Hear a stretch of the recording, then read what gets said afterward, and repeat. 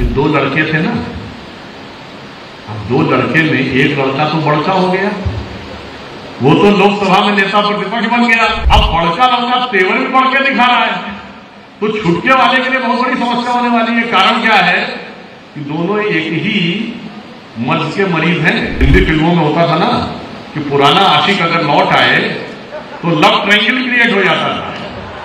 तो यूपी में वही होने वाला है। उस वोट बैंक का पुराना आशिक एक बार लौट आया है, तो आज के आशिक के लिए बहुत बड़ी चुनौती उभर के आने वाली है। तो दिल्ली में तो गठबंधन टूट गया, उत्तर प्रदेश में क्या हुआ है, ये दो लड़के थे ना, अब दो लड़के में एक लड़का तो बड़का हो गया, वो तो लोकसभा में नेता प्रतिपक्ष बन गया।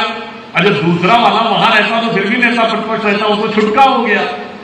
अब बड़का लड़का तेवर भी बढ़ के दिखा रहा है, तो छुटके वाले के लिए बहुत बड़ी समस्या होने वाली है। कारण क्या है कि दोनों एक ही मर्ज के मरीज हैं। इसको कुछ कुछ ऐसे समझिए जैसे हिंदी फिल्मों में होता था ना कि पुराना आशिक अगर लौट आए तो लव ट्रायंगल क्रिएट हो जाता था।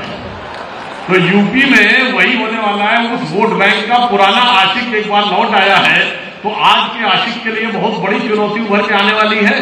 और पूरे देश में मैंने आपसे क्या कहा, जरा गंभीरता समझिए। धुबरी में कांग्रेस सबसे बड़े अंतर से जीती है। हारा कौन है? बदरुद्दीन अजमल। बदरुद्दीन अजमल धुबरी नहीं जीत पाए। जगदीश मुखी जी वहां के राज्यपाल रहे, उन्हें बहुत बेहतर पता होगा। समझिए एआईयूडीएफ पार्टी को प्रकारांतर से यह माना जाता था बांग्लादेशी घुसपैठियों की समर्थक पार्टी, उसका वोट कांग्रेस ले गई। जो प्रधानमंत्री जी ने सदन के पटल पे कहा कि कांग्रेस एक परजीवी पार्टी के रूप में आई है, जहां हमारा उसका सीधा मुकाबला रहा और कहीं नहीं जीत पाई।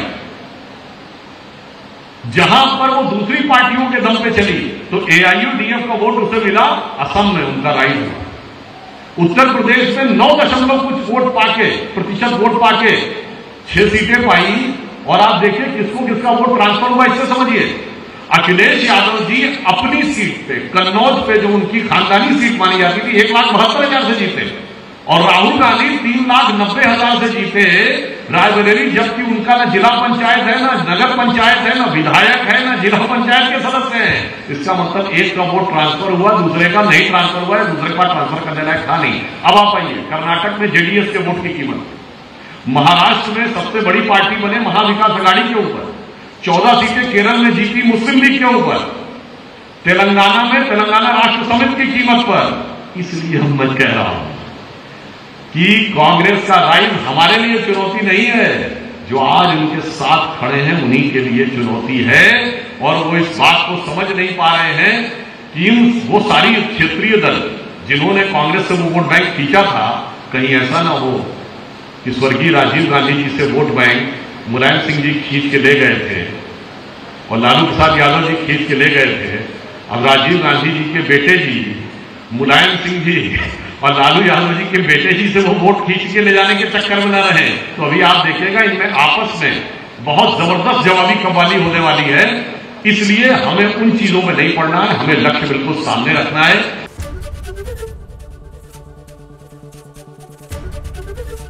एबीपी गंगा, खबर आपकी, जुबान आपकी।